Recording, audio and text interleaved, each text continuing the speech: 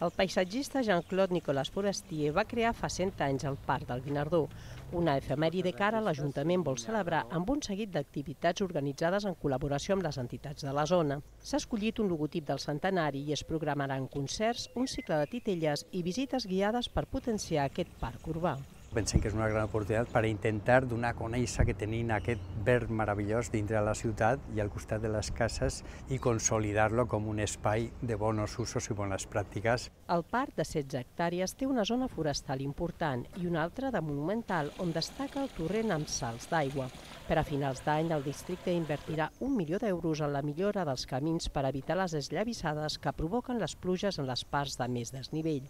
El projecte és ambiciós, és d'una gran dotació pressupostària i és consolidar el que és camins, talussos i, en fi, i evitar aquesta erosió.